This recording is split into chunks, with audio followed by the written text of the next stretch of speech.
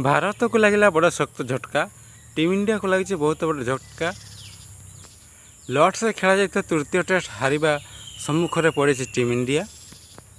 विश्वर ऐतिहासिक स्टाडियम विजय स्वाद चाखी पार कि टीम इंडिया। नीतीश कुमार रेड्डी और रवींद्र जडेजा भारत को कौन जिताई पार। द्वितीय इनिंग्स इंग्लैंड दल 192 रन कर ऑल आउट होगा भारत आगे विजय लक्ष्य रही 193। द्वितीय इनिंग्स देखा गले टीम इंडिया 81 रन कर बड़ बड़ 6 विकेट हर हाथ में रही मात्र 4 विकेट। आहरी आज शेष दिन में देखा गले टीम इंडिया 112 रन पछरे रही मात्र 84 ओवर खेल बाकी रही।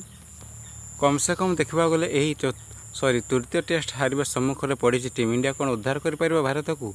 जडेजा और नीतीश कुमार रेड्डी ता विषय टी आलोचना करवा चलतु। तेज चलतु जाना संपूर्ण खबर विषय में।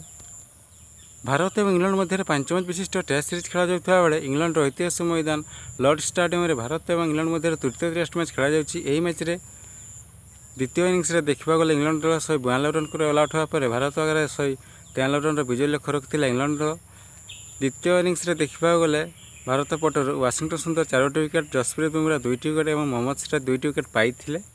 यार व्यतीत टीम इंडिया आगर इंग्लैंड दल 192 रन करने को सक्षम होता। यार द्वितीय इनिंग्स देखा गले भारत 81 रन कर 6 विकेट बड़ बड़ विकेट हर सारी यही तृतीय टेस्ट हारिबा सम्मुखें पड़ी टीम इंडिया। देखा बाकी रहा भारत जीतुची ना हारुची ता समय कह। तो फ्रेंड जदि आम भिडियो भल लगे तो भिडियो को लाइक करूँ। भिडियो देख